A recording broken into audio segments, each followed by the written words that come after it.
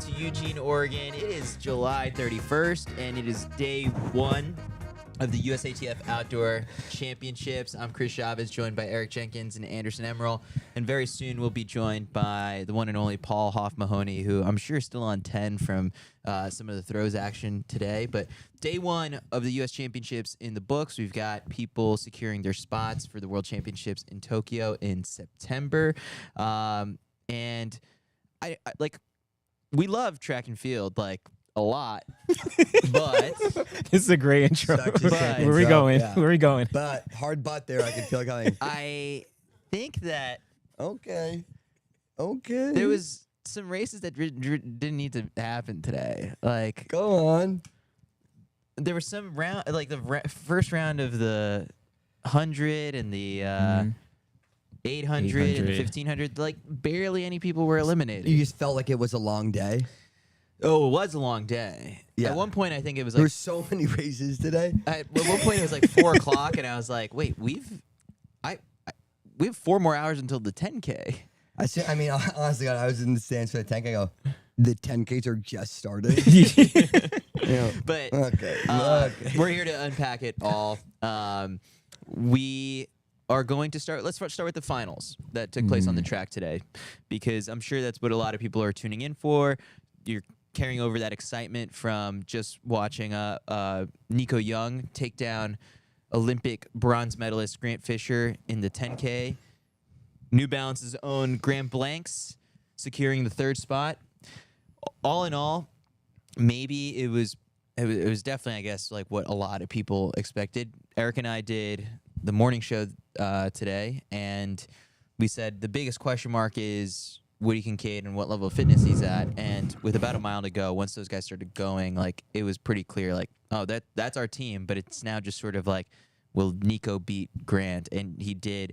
Nico Young takes the win, 29-2. I mean, it wasn't about the time. I mean, but Grant Fisher second, 29:02, just right behind him. Grant Blanks third, 29:03. But Eric, what did you make of the conclusion to that race? Because it was a little bit of a statement victory there by Nico. Grant was not letting him take it easy. Oh, no, it was a huge statement. Yeah. I wasn't at all surprised. You saw the big three that we talked about, and they were the clear favorites. They broke away. I think it was what, like a mile to go, 2K to a mile to go is when they really went. But to see Nico really stretch it out, like that last 100, because Grant's world-class medalist, right? Yes. Like he's a bronze medalist in this event, and to see Nico, the last 50 meters, just complete, like he really got away from him. Yeah. And Grant, obviously, like, and Grant knew that Nico was this wasn't going to be an easy day on the track. But to see Nico really stretch out that last 50, really stride away, huge statement victory for him. Absolute, like, very good win. And if you're Nico, that, I mean, how could you get more confidence going into a world championship? Yeah, I mean, last year's World Championship race was so fast that like this is a stark contrast from that. But one thing that we just have learned over the course of the season is, like, Nico has sharpened up his kick, which is something that, like, in the past, like, we knew that he could grind it out and withstand, the competition over the course of, the 5K to 10K. But now he's gotten to this point where, with a mile to go, I think it was with 600 to go is when he tried to make that first pass on Grant, and it was definitive from there. Even Graham took a little bit of confidence to try to make the pass too. Because did they both go around him with They like did. 300 to go? Yes, it was 300 to go. Yeah, 300 to go. They both went around him. They didn't run anything like out like other world. They ran like 3:58, I think, for the last mile. I think it was something like that. Yeah. Which because they broke away from the field. It was a very definitive move, and it's like, okay, here's the team, and then from here it's just a matter of the placement from there. But I mean, to beat Grant Fisher, right? Like this is a guy who is now like Grant is setting his sights on. He's not a bronze. He wants a silver or a gold, right? Yeah. Like he wants to better those placements from last year, and for Nico to beat him like that, and they weren't dipping at the line, No. right? Like Nico pulled away from him, and Grant wasn't that close to him, right? Like Nico has really come onto the field or come onto the scene, and he is a serious contender. He's got everything it takes to be a guy who is going to be battling for those medals. He's got a great kick.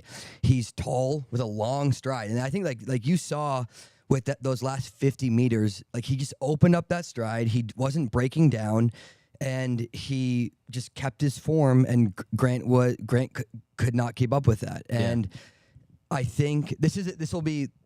There's no like an athlete like Grant. He takes this and he goes, okay. How do I not let something like this happen again in Tokyo, right? Like, obviously, there's going to be other competitors in the mix, but how do I, knowing Nico now, how do I prevent this from happening? Yeah, which Worlds goes so differently. So like that's where the Ethiopians, you factor them in. Yeah, they're people who will hammer from the gun, and you're. It's never this slow of a race. No, it's never. And also, like the international competition, it can be like an accordion style race, right? Like they go hard, they'll settle for a bit, they'll pick it up for a couple laps, they'll settle, and when you do that, it does take so much out of you as opposed to just a standard. As you see in like the American setting, like a sit and like build up or a sit and kick race. But I mean, shit, Nico is a 12:44 guy. Mm-hmm.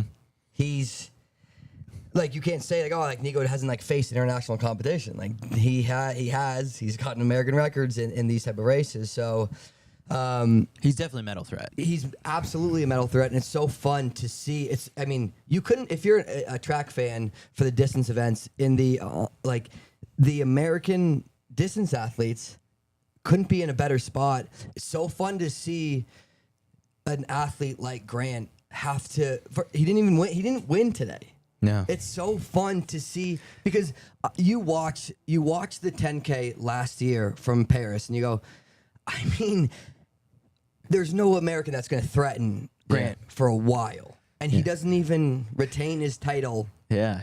A year from that. It's crazy. It's crazy. Yeah. So it's incredibly fun to watch. And I don't think that speaks to like a regression of any sorts by Grant. It's this ascension by no, it's Nico absolutely Young. not. And it's not a decrease in talent by Grant. It's it's the best talent is everybody's going to rise to that level. And you're seeing it with like Graham Blanks. You're going to see it just as these guys continue to get better. Everybody is going to get better.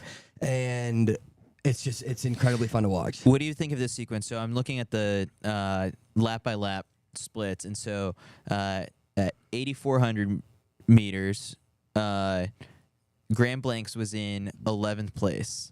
And that's when, at that point, Nico was in 4th, Grant was in 2nd. This is when they started to make the move. 8,400. 8,400. So what's that? That's so a mile to go. Yeah. And then that's when it looks like after that, Graham run. So that's when Grant dropped a 60 on the field from the front. Graham, since he was all the way back in 11th place, he ran 58.83 to move all the way up at that point to 2nd. Nico slotted in, and he was in 4th because at that point it was Drew Bosley was still in the mix. Yeah, and I was watching that. I was like, I don't know what scenario could happen for him to end up on the team, but he looked good. I mean, it cost him. Like he faded hard in that, and he ended up back in 7th place. But all right, so the final laps here for Nico Young. So right after that 60, it goes 60, 59.2, 61.05, 56.54, 66.54. Yeah, I mean Grant is so good at at the squeeze, but also he just is able to run 60s.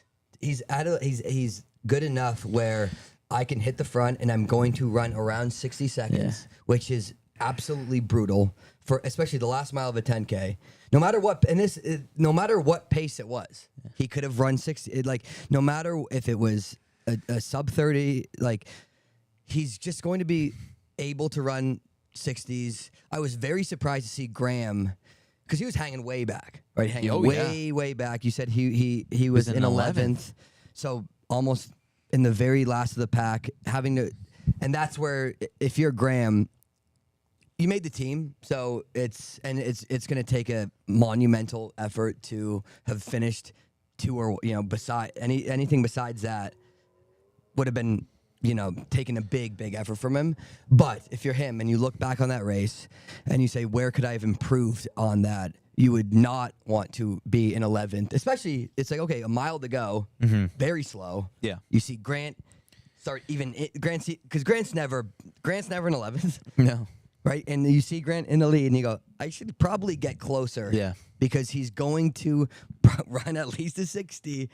And I got to be a bit closer. So to see him, I think if you're Graham and now going forward, what do I improve on for Tokyo? You've got to take a bit more. You've got to start watching a bit. 2K to go. I mean, even farther out, you don't know what the plan is besides this, but he has to run 58, and it doesn't sound like a lot, 58 to 60, but it's a huge difference, right? Like Graham runs 58. With a mile out, and Grant and Nico run 60, and I mean that right there that's a world of difference. Yeah. All right, so that was men's 10K. It's not going to shock me if this is the same team in the 5K. After seeing this today, like a 29-minute 10K, probably not all that taxing on their bodies. I would expect it. I think there would have to be a very big difference for. I can't imagine who's going to come in and break these guys up? Yeah. I mean, it could be a fresh Cooper Well, because Tier. I mean, I really thought that Woody is one of the big X factors. If he's healthy, if he's the the Woody of years past, he is the guy who would come and break that up. And it's not looking like that. It's I mean, not if it was quite- it's 8th not- in 29-25 today. It's not like who knows what.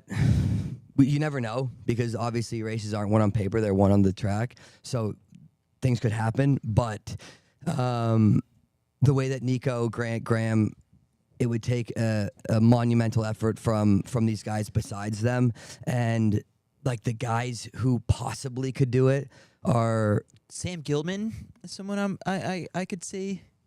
You'd have to have the best race of the year.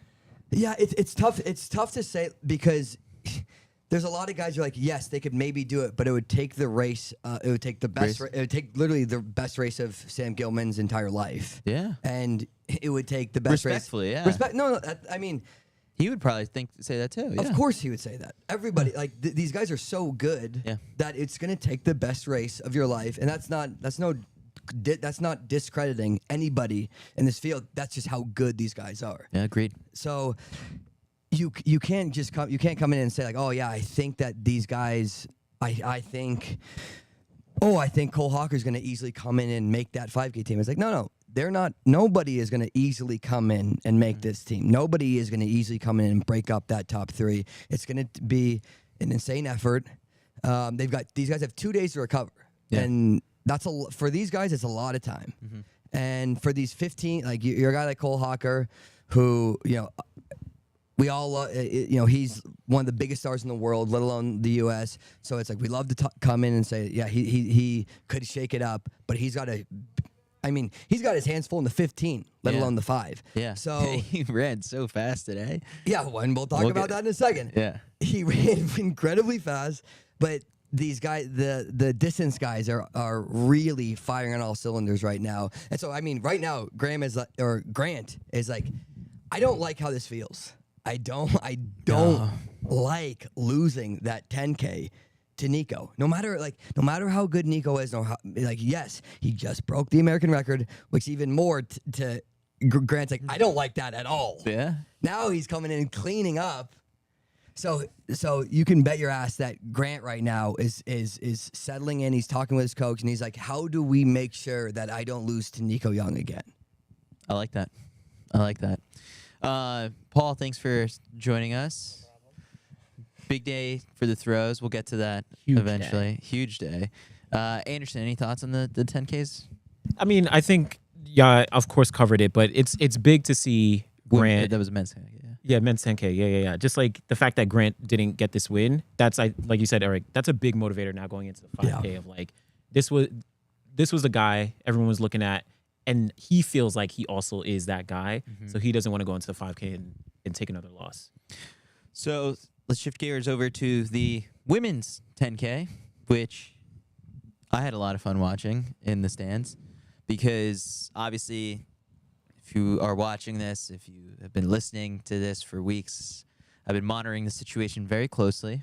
Yes, you have. This is where you got to shine because you got to break this whole thing down.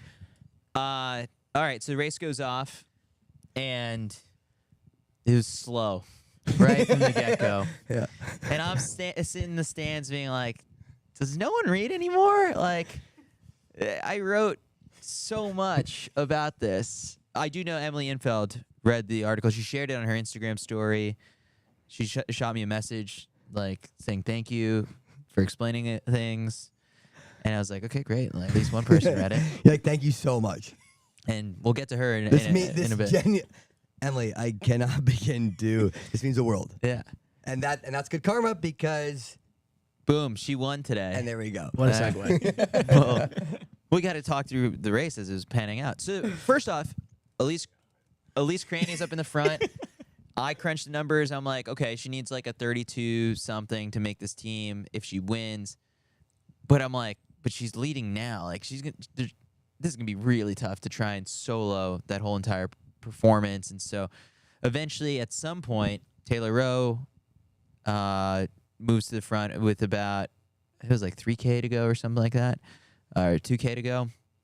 Literally nothing happened in the first like more than half of the race, and then eventually we did get a breakaway pack that had Elise Craney, Taylor Rowe, Emily Infeld at the back of it, Wayne Colati, and I was like, okay, this is it. This is what we're gonna decide the team. And Krisha Schweizer's not there, so I'm like, okay, there's 2 spots that are gonna have to be numbers crunched here if Wayne holds up. And lo and behold, in the final lap, it was electric. You had, I think it was Elise Craney leading at the bell, but then it was Taylor Rowe was trying to make a pass. That didn't work. Then Wayne tried to make the pass. That didn't really take. And it was Emily Infeld who was crushing it. And I teased it this morning when we were talking about this. I said, don't overlook Emily Infeld because just a couple of years ago, I know it's been a couple of years, but she closed that 5K really hard, and I haven't forgotten about that speed. And she got it done today. She ended up taking the win in. This is where it gets interesting. 31:43. So, with that, let me go into. Here we go. Yeah, stay tuned. You're gonna love this. You're gonna love this. Oh, you're gonna like this. First off, can we screen share Chris's calculator right now? Yeah. It's just there's more numbers than you could ever imagine on that thing. No, this is. I think we're talking about this is what it looks. I'm like, oh my god, it's crazy. This is Emily Infeld's first national title. Yeah. She got a bronze medal. In 2015. Yeah. Wow. 2015. Yeah. That is crazy. And that was like a on the edge kind of situation. And 10 years, a decade later, I'm like, in 164 dog years later, she comes in and wins her first national title.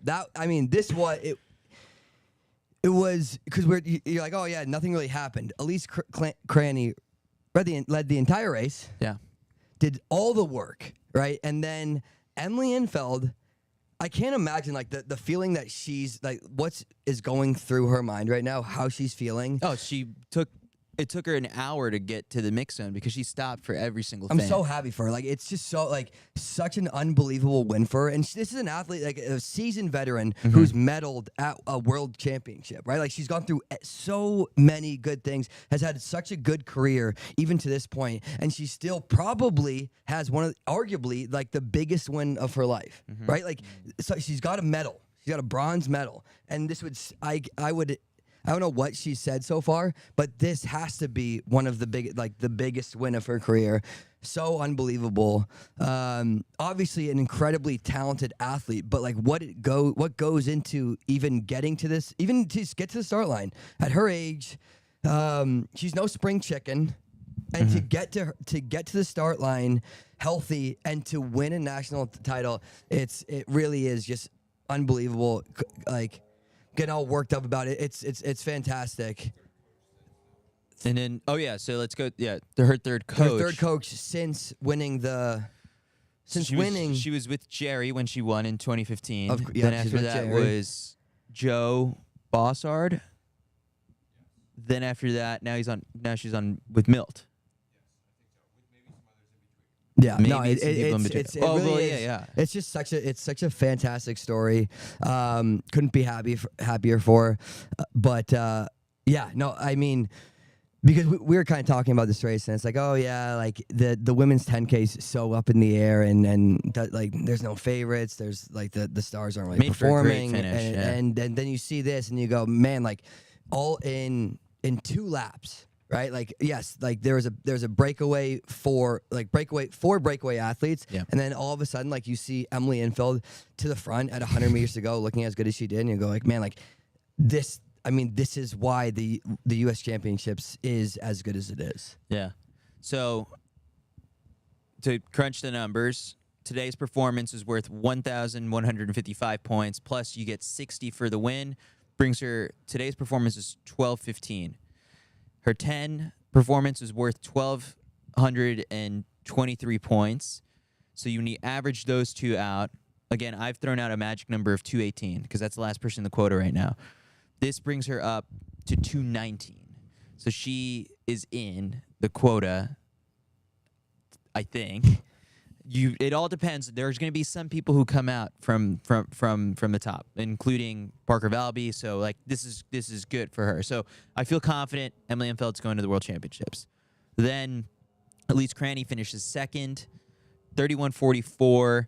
And again, like the part that's so interesting about the 10K, and we saw this even last year, is just that fight to the finish for every place. Because even if your spot is secured, like you need these bonus points. So Elise today, second, performance is worth 1154 plus 50 for second place, brings her up to 1204. Now she ran so well at the 10 that when she ran 30:36, that's 1274. So she's up to 1239 as her average. She's well in.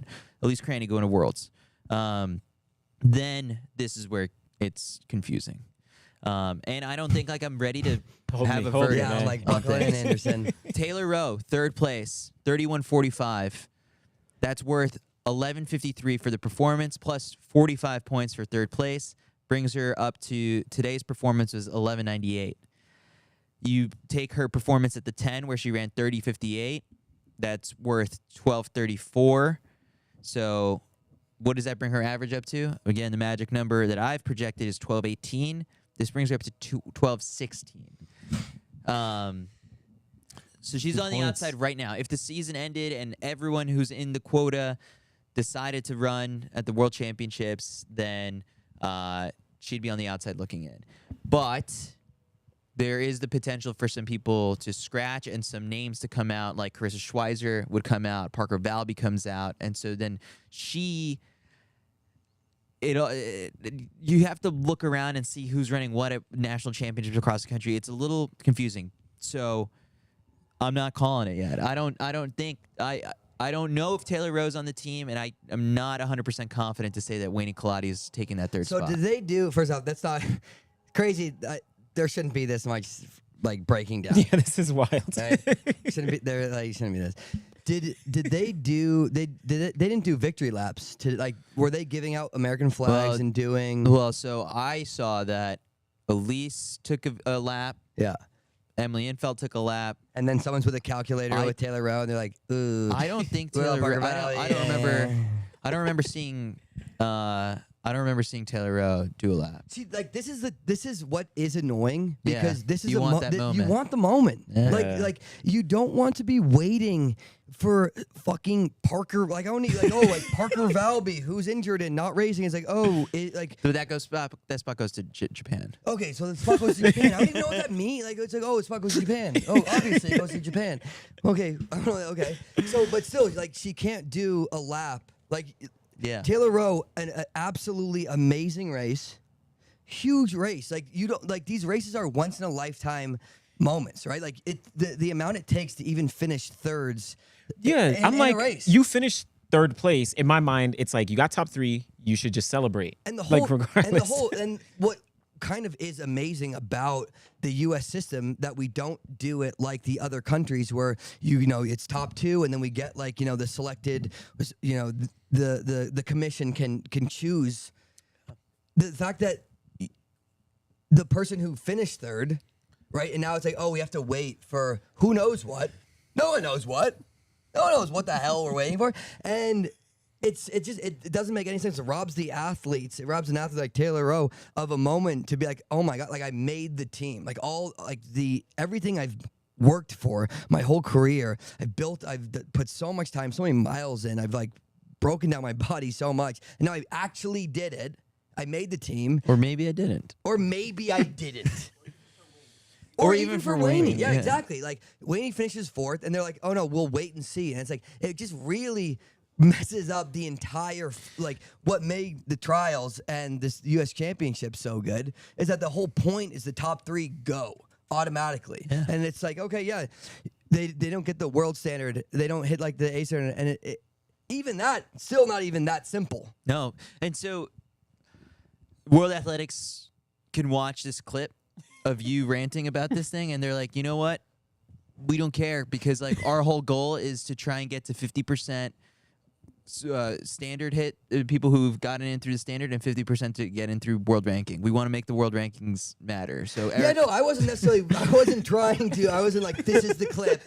This is what will get him there. Subco. I'm like, I think I got a good thing going here. This will put him over. No, it just really fucks over the athletes. Yeah. And These moments, right? Yeah. Because the moments are what make everything. And so to deny the athletes of the moment makes no sense, and it's also gonna absolutely detract from the entire like how special this U.S. Championships is, and it makes no sense to me. Well, also, I mean, do you think this affects Wayne's mentality and thinking a little bit going into the 5K now, where she's going to face everyone but Emily Infeld again? I mean, it could fuel her to be a little bit more on the redemption side, but like you lose the confidence of being like, okay, I already made it onto one team. Well, I mean, yeah, it's crazy that she's going to go into the 5K being like, I have no idea what's going on as far as did I make the team in the 10K. Yeah. That's not right. And it absolutely messes with your mind a little bit. And you can be resilient, you can be strong, and be like, I'm going to push through and I'm going to make that team regardless, and whatever happens with the 10 happens, but it still it's still bizarre. And but I feel for Taylor Rowe more than I feel for Wayne. I mean, Taylor Rowe is like in the mix zone. I don't know who, it might have been Keenan who spoke to her. She was like confused as I don't know if I think I can go. How good of moments are in the mix zone when an athlete has unexpectedly made a team, and you're robbing them, and you're not just robbing them, like you're robbing like fans of fantastic moments, of people who are like overcome with emotion and they're making the team, they're kind of pouring it out there, and now they're just kind of sitting there confused, and it doesn't look bad on them, it looks bad on you. It looks bad like to say like, oh yeah, I don't like really know what's going on. Yeah. So we're in a wait and see pattern with that third spot right now. Some of the people I highlighted who may have come out of the quota and all that stuff, like it sounds like I heard from who was it? It was the Kazakhstan steeplechaser. Of course, the she Kazakhstan got back to stapler. me. She got back to me on Yes. Instagram, and she said DM'd you. that she's gonna double. She's Great. going to do the steeplechase and the 10K. Taylor jump. Rose like, oh, great. Oh, you're going to double. Yeah. She's like, Taylor Rose like, great. Well, that's great for me. So that's not good news for Taylor Rowe. And then the other person, You're like, Hannah England. tell her she's got no shot. And you should let Taylor Rose in. Just, come on, just choose one. Yeah, don't be greedy. Don't be greedy. And then Hannah England on her podcast said that she believes that Callie Hogger-Thackeray is going to take the 10K spot instead of the marathon on the British team. Is there a more British name than Thackeray? I'm like, wait, that's a good name. Yeah. Yeah, it's a good name. Well, so she's going to do the 10K. Yeah, of course. Yeah. I think. Of course she is. So we are in a wait and see pattern. With We're the waiting 10K. and seeing, and that's not good. I don't like it. Don't like it. We're going to take a break from the distance races. Let's go to Paul for a sec here. Oh, wow. Because we were world rankings crunching, and you had to do some of that too today with some of the field events, right? Yeah, so women's jav is a bit of a confusing mess. Oh, great. This is wait till Naturally. Eric hears this. From the Okay. 10K to the javelin. Let's do Because it. yeah, Is Thackeray So- in the jab? So the issue with but the Kazakhstani steeplechaser No is shit, she is. He's tripling. so she qualified. well, real yeah. quick. Someone on the YouTube chat did just say, "It's like it's crazy that whether Taylor Rowe goes to Tokyo depends on podcast gossip." That is hilarious. We were just gossiping so hard that Taylor Rowe goes to Worlds. So a big issue with the women's jav for the U.S. is that, like, first of all, Maggie Malone Harden, who's the second best American ever, our only Olympian last year, she's hurt. She's only competed at one Diamond League, so she wasn't here. Kara Winger is actually retired this time for real. So it's kind of a new guard where a lot of the top Americans this year are collegians, and because they're collegians, they have no world rankings points because it's very hard for collegians to do that. But a couple weeks ago, Evie Bliss, who's a sophomore from Bucknell, he finishes 12th at NCAAs, but then last week at the World University Games throws 60.81, which is the best mark by an American this year. She's the 10th best American ever at 20 years old. She wins the national title today, goes 57.77. And I had done the math for my preview before this to see, like, how could she get in? And there's a chasing window, so she could be in an even better spot. And I talked to her a little bit about that after, and that is something she's going to talk with her coach about, trying to find meets to do that. But she needed to throw like 56 mid and win, and that would move her into the quota after this meet, and she threw 57.77. So I'm pretty confident about her going to Worlds. Madison Wiltrout is also very comfortably inside the quota. She finished second here. And then Nebraska's Maddie Harris, who was the only other American in the quota. She threw 55 and finished fifth. She's, I think, 35 out of 36. She's the second to last spot in the quota. Okay. So it's tough for her. We'll see if anything changes in the next 3 weeks. Like, for those people on the barrier, it's good that there's a chasing window, and it's kind of bad that it's not like last year or national championships were done the week before the window closed. So women's jav is kind of in a precarious spot. Men's jav is a little more comfortable because Curtis Thompson has the standard. He's good to go. Mark Minicello is very comfortably in the quota. He finished third today. He's going to go. And then we're probably only sending two, which is better than last year when we only sent one, and that was Curtis Thompson. But yeah, it's just kind of a down period for U.S. Javelin right now. I'm so waiting there for you to is get to the some women's rankings math to do there. the women's hammer throw. Women's hammer? Well, okay. Are we just doing all field events now? Go Because for that it, doesn't yeah. really have any rankings. Chris is like, Math Oh, wait, what's to the do. one? Talk What's the one? women's hammer. What's the one that's affected by the Continental Tour? Oh yeah, that is women's hammer. Yeah. Okay. So this is kind of a crazy thing that even a lot of the athletes didn't know about until like 2 weeks ago. It was crazy. Great. Because I'm sorry, Chris. Oh, great. More What did the stuff. athletes not know about until 2 weeks ago? So hammer throw is not in the Diamond League. So they can't get a Diamond League bye. So instead of that, World Athletics goes, okay, I don't know how they quantify this, but they figure out who the top performer from the Continental Tour is. And that comes from 2024. And so the defending world champion is Cameron Rogers, which is I guess a good thing in this situation because in going into 2022, we had the defending world champion bye. Going into 2023, we had the defending world champion bye. Now we don't. And it was a really crappy situation because the U.S. women's hammer throw is maybe the U.S.'s best event group in any event across the board. 4 of the 8 best in history, not even including the only Olympic medalist in U.S. history, Annette Chicken-Woke, who finished 6th today after winning silver in Paris last year. Yeah, which drama. is ridiculous. She's out. Missed the team. She's done. But Does she know she's out, or does she no, have to wait? she knows she's out. But We'll see. World Athletics determined like 2 weeks ago that Brooke Anderson was the top performer from the 2024 Continental Tour.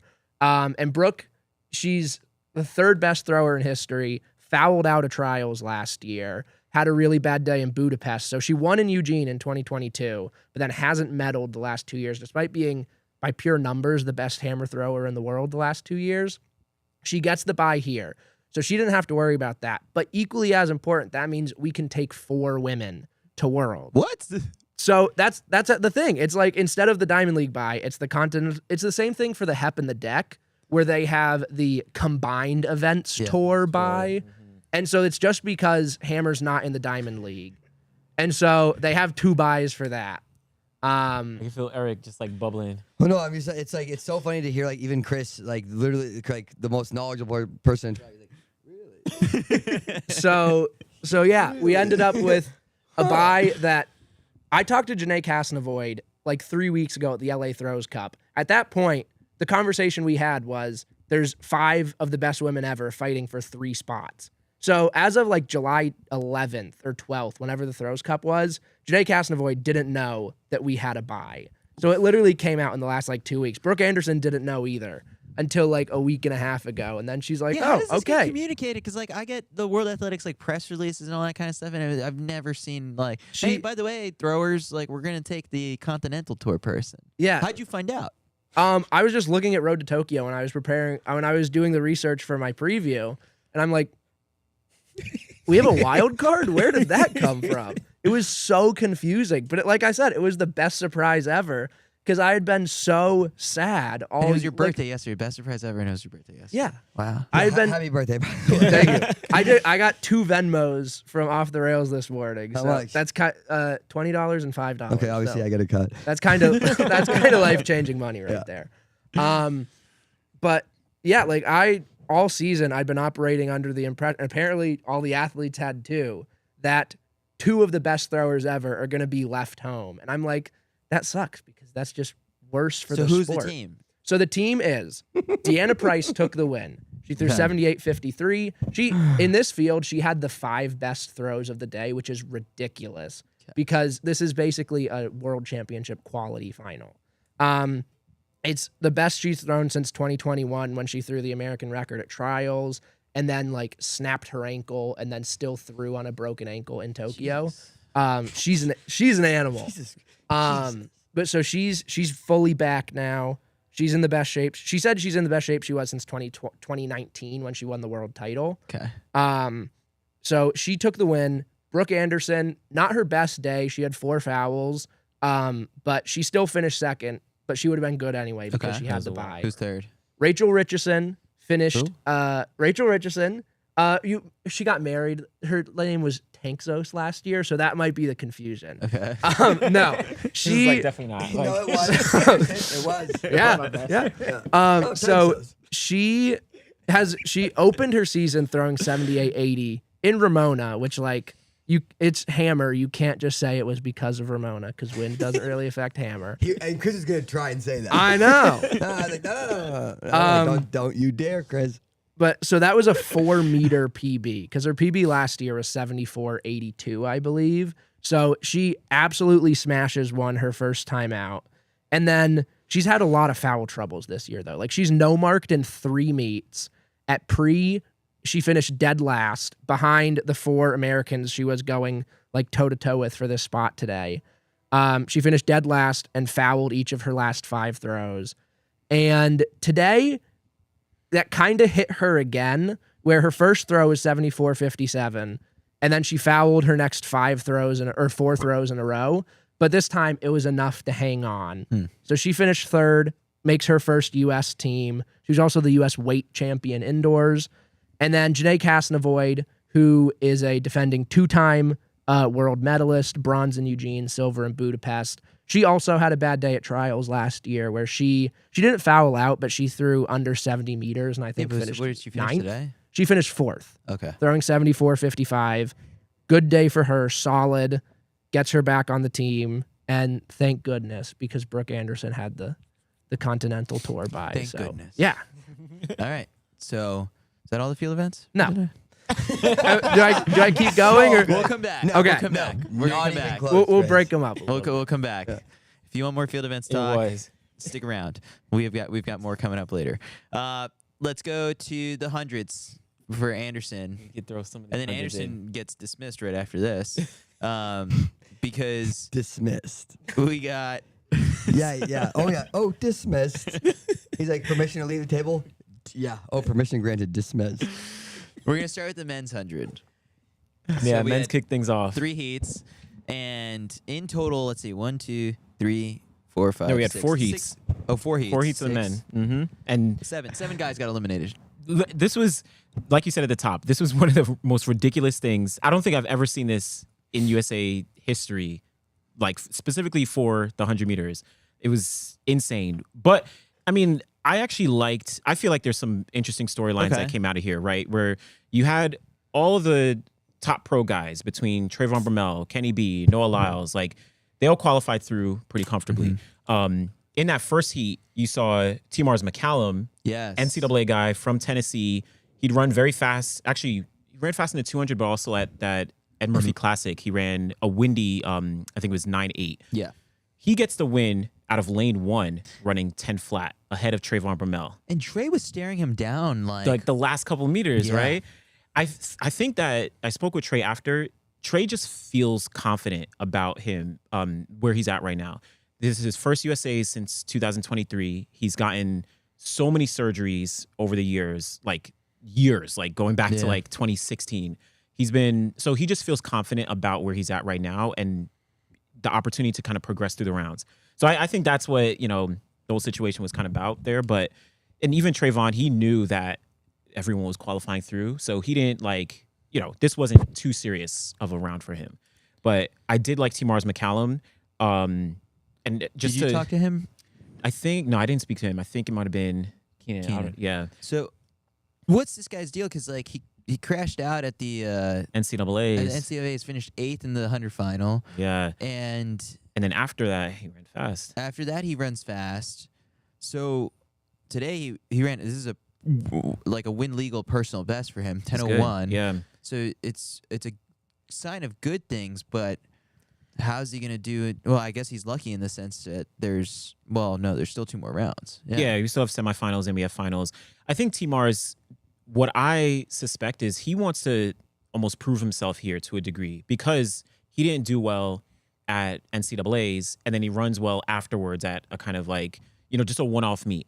I feel like he wants to come here and prove, okay, I'm not a fluke where, I can run these fast times outside but not in the championships. I can actually prove myself through these rounds. That's what I think he really wants to show. Keenan just texted us saying with the insights from the mix zone, saying that he said that the 100 is his event after the race today, but he works harder at the 200. So Okay. It's crazy that he ran 1973 in the 200, and he's like, that's not my event. It's crazy. yeah.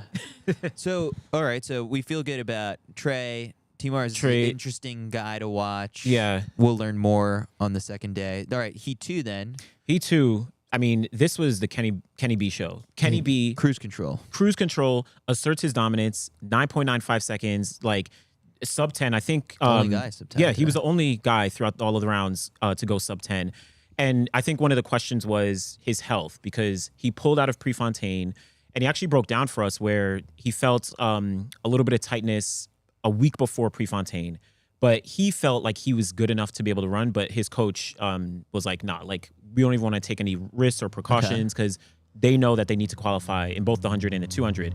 So he took the time off, and about 2 weeks after Prefontaine, he was back healthy, he was back ready. So, and I mean, this showed here, 9.95 seconds.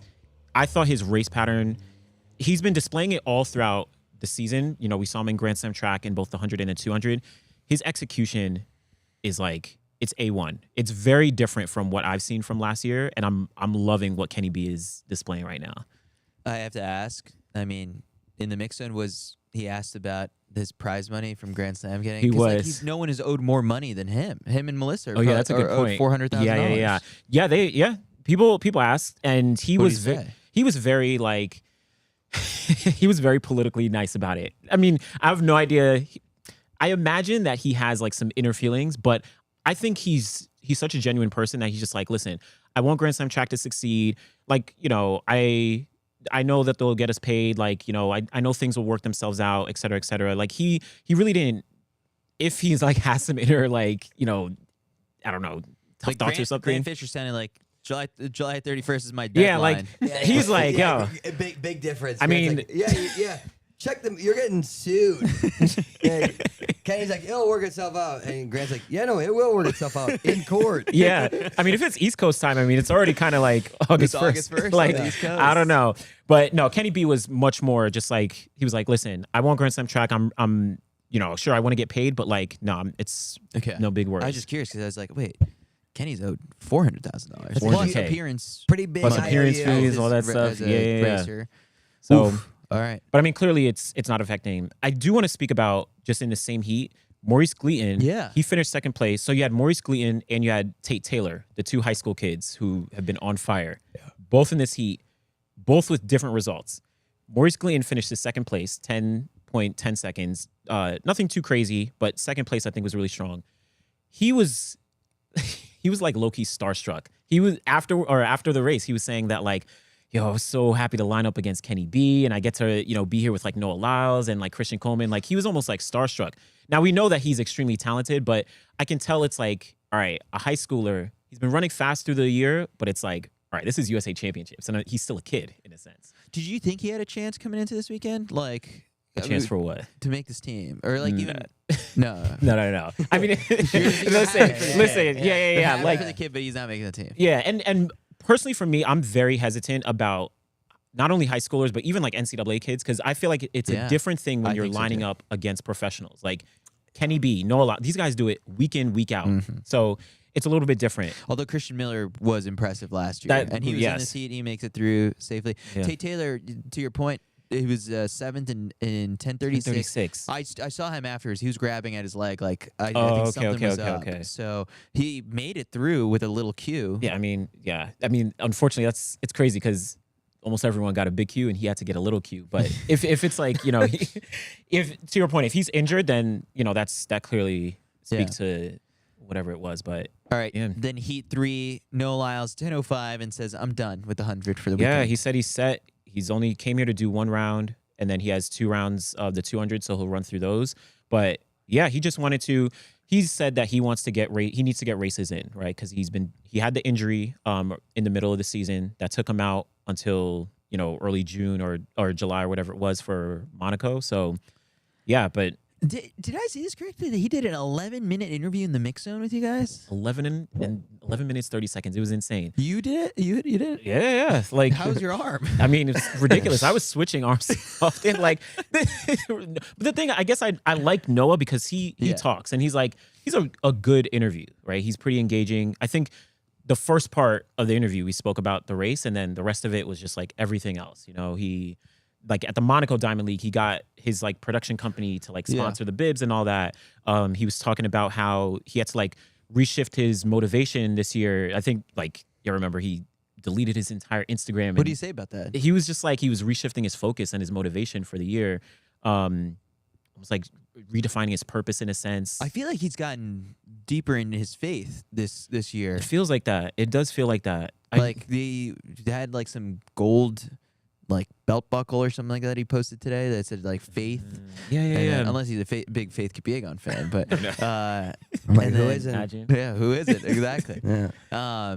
But yeah, and then like all his Instagram captions now have like Bible verses. Have Bible verses. I this is a personal side of Noah that I don't think like he really shared until recently. Recently. I'm wondering. I also kind of asked him about like he spoke about life after track or life outside of track, and I asked him about like, when is your kind of like end game? Like, when do you see yourself transitioning out of the competition side of track and just moving to like all these other things? And he said he wants to retire on top and do this, that, whatever, but he didn't say this.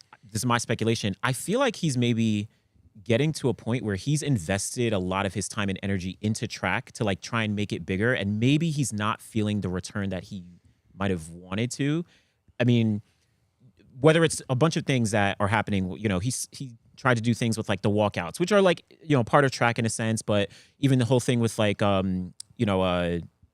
Duel. What's the football player's name? Tyreek Hill. Tyreek Hill. Yeah, sorry. That's gonna get clipped. You're gonna. I know. Listen, man, I don't know what to tell you. I don't know. Imagine. Yeah. But like he wanted to do the whole race. I mean, he got injured this year, but I feel like he's investing a lot of time and energy into track, and he's already seen like he's the Olympic 100-meter champion. Yeah. But I'm not sure if it's like coming back in the way that he wants. So I wonder if it's like, I think it'll come back. He'll get the feel of it at the World Championships again, and then we got a roadmap to LA where it's gonna be a home Olympics. It'll be a home, yeah. And this is just me kind of like thinking out loud about it. And weird retirement talk today in the mix zone. Did you get even Trayvon Bromell what announcing? the hell was going on in the mix zone over here? first round of the 100 meters. And now Draymond's like, actually, I got something to say. Yeah, Trayvon Bromell, after the first round of the men's 100 today, declares, I am retiring in 2028. The mix zone's so bad. It's like, what? Now's the time to drop that? I'm like, you guys want to go to the content creator zone? You need to be back in there. If the 100-meter was a casserole, what would the recipe be? To his fairness though, like Trayvon didn't say like, all right, I have an announcement or something. He kind of was just like, by the time we get to 2028, like this might be it for me. Like I've got 3 degrees, it's like coming to an end, whatever. So, but he spoke in depth about it. So, I mean, shout out to Trayvon. Let me not diminish it because he's doing great things. So like the for sprint, someone who made the Olympic team in 2016. Yeah, exactly. Yeah. The sprinting, like the longevity of being a sprinter is so hard. It's so finite. It's not like you have to be at your peak performance and it's so hard to be at that for multiple years to come. So it's like it's kind of unrealistic to say like even 2028 for a guy like Trayvon Bromell. It's crazy. That's still a very long career. Yeah. Exactly. Like oh yeah. He's got nowhere to move to. Like you're not going up to the 200. Exactly. A distance runner's like, I'll just go to the roads. Exactly. I'll try and do the marathon. Like Trayvon Bromell's like, I'll just try my hand at the 800. It's like, no. It's like, yeah, it's done. No. And usually for even the distance guys, it's probably done. But yeah, no, I mean, like to be a peak as successful as Trayvon Bromell has been. I mean, I remember him in Baylor. Yeah, literally, yeah, unbelievably. He made good. the world team while he was in Baylor. He was a 2015, sophomore in Baylor, 2015, and he won a medal at the World Championships. Yeah, it's crazy. He's had an unbelievable career. Been like banged up, like had so many ups and downs. Yep. But still, even to talk about like, let's go, like I'll go through like 2028. Still, that's it's wild. He was your teammate. Yeah, in China. I'm like, what? I'm like, he's my team. I'm like, I've never You been forgot? to China. I'm like, my teammate in China. I'm like, and when the hell did I go to China? Oh my gosh. In London. That's right. Yeah. No, wait, he wasn't your teammate because he was hurt for. Yeah, London. he wasn't in London. Okay, so he wasn't my team. I thought you made the 15 team for 2015. Yeah, and he's throwing dirt in my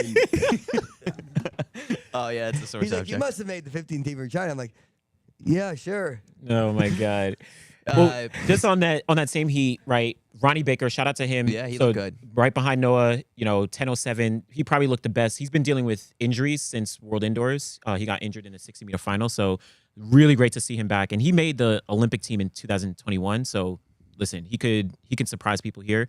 Jordan Anthony, I think, was the other story coming out of this heat. This was a stacked heat. Quietly on the outside in lane 9. He only ran 10:14 for third place, but coming off winning NCAA indoors in the 60, NCAA outdoors in the 100, running that 9.75, slightly windy at regionals. in the mixed zone, he proclaimed that He was going to break the American record. He did like an interview. He said that he was just going for like some clickbait. So He said that? It worked. He did. We fell for it. Yeah. Well, I mean, we thank him. Like he got us the views. Well, because he was at I think because at NCAA's he barely made the final, and so afterwards he was like, all right, yeah, I'm gonna break the American record, and he was like, yes, like that's gonna get him, that's gonna motivate me, this, that, whatever, like all that stuff. So I mean, and he ran 10:10, something like that. I mean, he won, so I don't know. I mean, if he's happy with like, all right, it got the attention, I won the national title, and we're like over here, we're like, yo, we monetized that YouTube video, we got a lot of views. Like, thanks for the extra couple $100. Right. So, But- Jordan Anthony, thank you. Yeah. So he's one who I think he might progress through the rounds, like get better through the semis and then into the final. He has a good shot. And I think he's training with Noah Lyles Yeah, now he as is. well. So Final heat, Courtney Lindsay, 10:05 over Christian Coleman, 10:08. Brandon Hicklin, 10:14. Those guys made it through. I mean, all training partners. Courtney Lindsay, he looked very good. He looked like really powerful, explosive out of the blocks and led all the way through. Christian Coleman, maybe not. He looked pretty good. I would actually say this was Christian Coleman's best race of the year. He hasn't been looking great all year. His season's best is only 10:06. But the way that he executed here, still only running 10:08, so not a season's best, but I would say this is the best race that he's put together this year, which gives me a little more confidence going into the semis and the final. Mm-hmm. Now, whether or not it's going to be enough for him to make the 100 team, it's still tough. It's very tough. No one not running makes it a little bit easier, but it's going to be very tough for Christian. This is probably going to be the biggest test of his career in a sense. So this will be good. That's kind of wild to think, but because like, yeah, I mean, you go back to 2017, like 17. That's when he was facing Usain Bolt and Jesse Gatlin, and you're like, this is the biggest test. I mean, I know it's crazy to say, but I mean, in terms of just like where he's at, like at that point, he was like on top of the world in the I think US it's sprints. because Christian has had such a long career, and he's, even though he hasn't medaled since 2019, he's still been in the conversation with Noah Lyles, with Fred Curley, like all these guys who have been at the top, but he hasn't actually gotten a medal. And I feel like this, in theory, could be almost a turning point where you have Jordan Anthony's here. You have even Kenny B. He's like starting to come into his own as a 100 runner, where Christian Coleman could start to like fall back and fall like under the radar.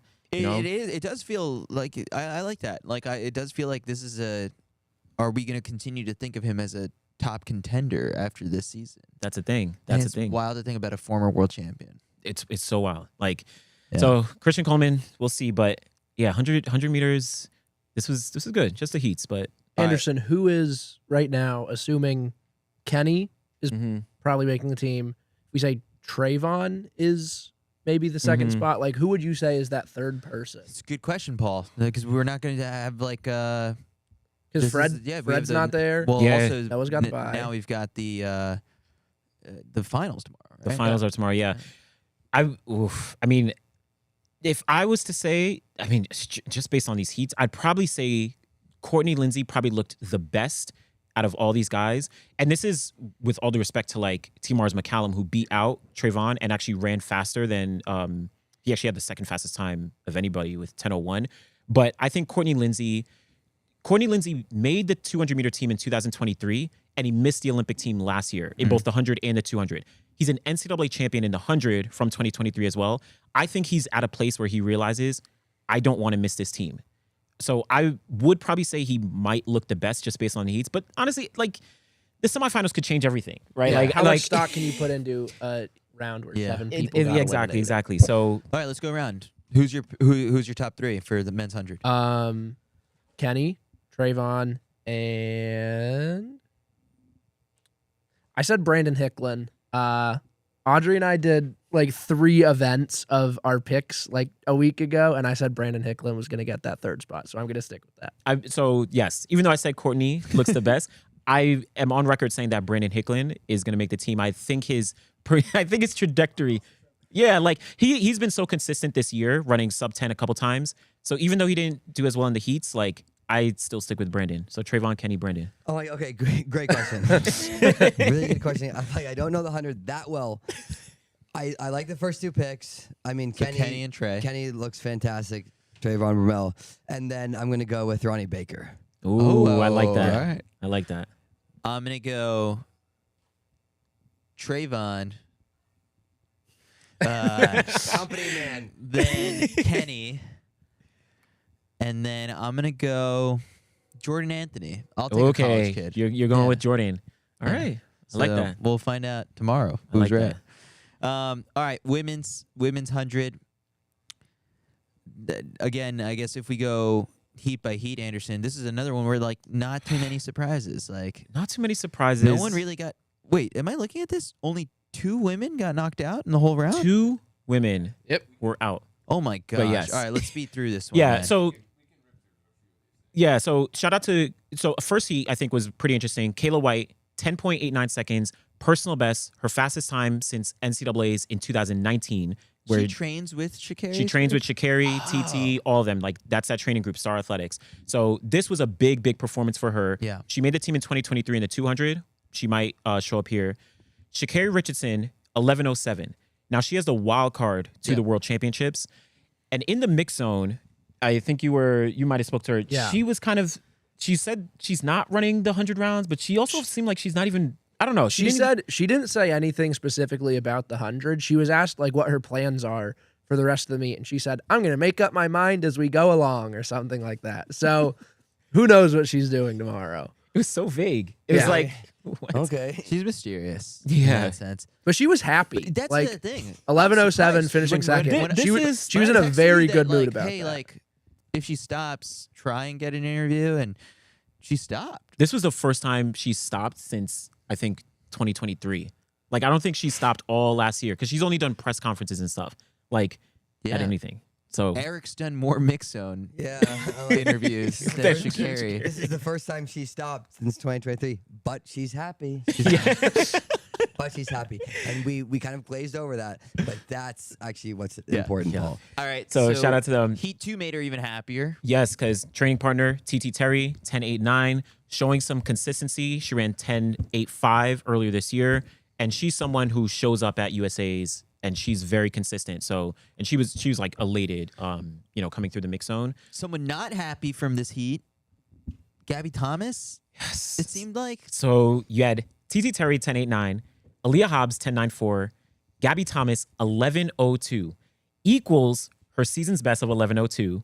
Does not get under that 11-second barrier. this is bugging her. She this year she's run sub 11 seconds 3 times, all wind dated. And she's been vocal about wanting to get under that 11-second barrier. And the fact that she didn't do it here, I think that's what kind of got to her. I assume she didn't stop in the mix zone, and I think This is her sub 5 mile. This is like what it was like for me. this is it. You talk about it, Chris is like, you wanting wanna- it so bad. He's like, yeah. This is just like the sub 5 mile. And you come close so many You come times. close so many times, but it's so hard. You can't quite get it. You watch all these other people and do you it. watch all the other people do it. You watch people who've done it And who you watch like people who've done it. Kayla White apparently hadn't done it in a while Yep. and like got it done today. Gabby, You see college kids and high school kids doing it.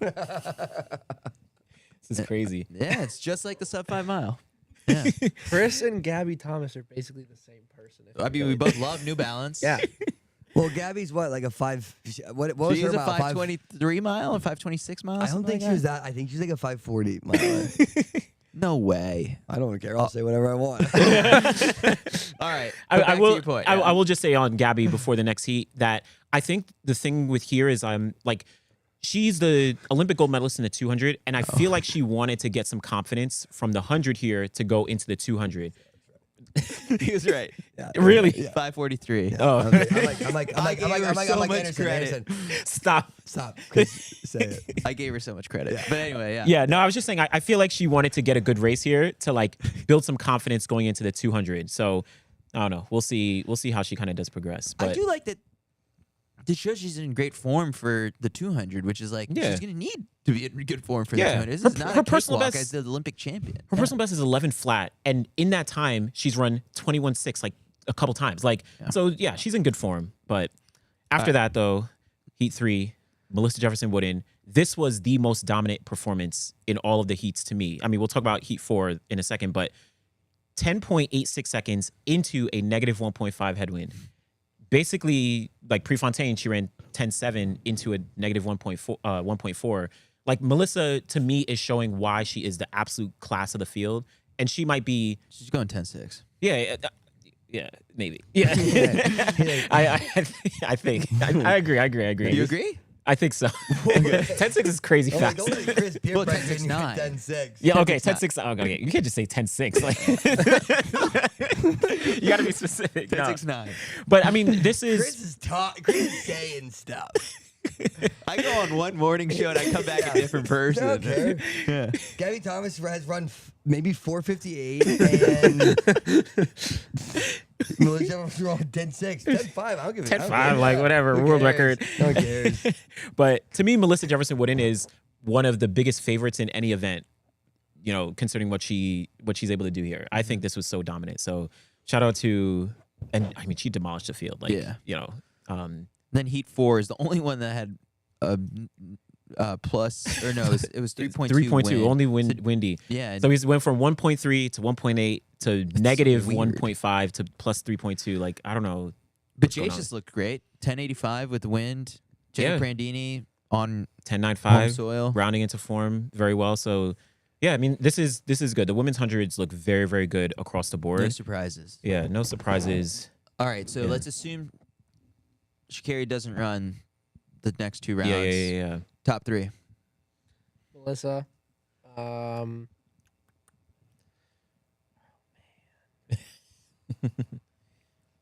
The silence is not good for a podcast. Trusting the Kayla White hype train. You are, wow. Okay. I don't know. I don't like the way Anderson reacted to that. No. I love Anderson's reactions tonight. I'll go TT. I'll say it's a Star Athletic sweep, just with different people this year. Oh man. Okay. I did. Oh man, because Kayla actually is probably one of my favorite. I'm low key kind of biased. Like shout out. I know Kayla, but yeah. Disclaimer. Get Mac. Roll the journalistic integrity. I know. This is like, guy. but I'm gonna be. Listen, I'm gonna. Sanctioned. All right. I'm going Melissa Jefferson Wooden. I'm going TT Terry, and I'm going Jace this year, so I'm not picking Kayla. Yeah, it's crazy. Don't But clip that. but yeah, I think Jace is gonna join Melissa and TT on the team. Eric. Break it down, Eric. Come on, Eric. Give us somebody. I'm gonna go exactly what Paul said. I think it's gonna be a Star Athletic sweep. I like what he said. Okay. All right. I'm going to go Melissa for the win, TT in second, and Jason Sears third. There we go. All right.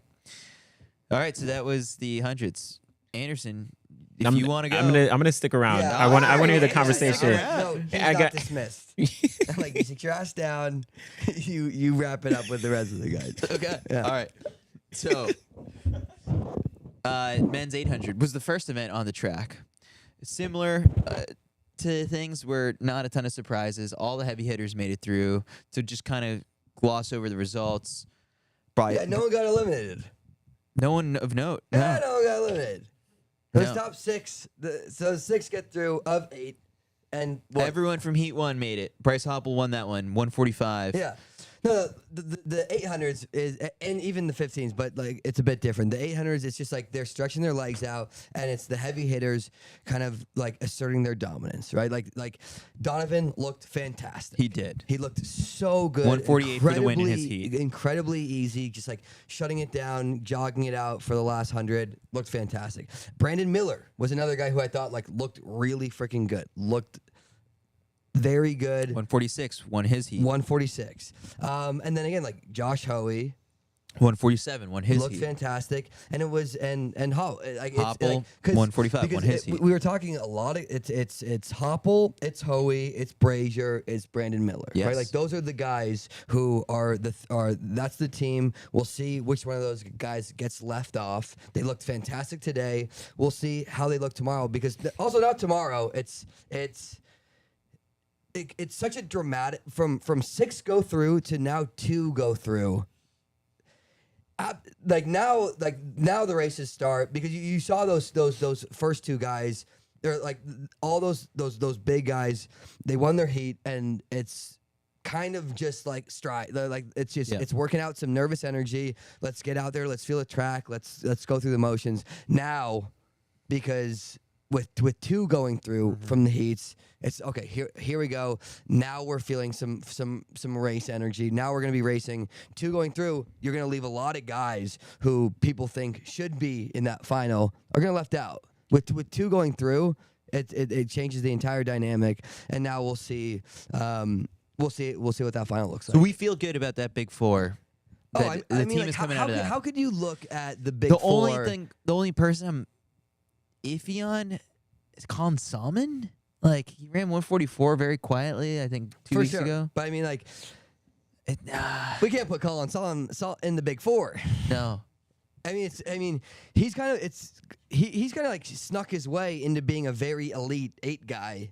Cause I mean, he like I kind of looked at him as a 15 guy. Yeah. Right. Like if He said in the mix zone he still views himself as a miler. Okay, that's not the approach you have to take to Yeah, when you're at the U.S. Championships for the 800. So I'm like- I'm out. yeah, like, okay, well that's wrong. Well, I mean, he ran 144. Yeah. Like there's not a lot of. It's very hard to run 144 and also be running.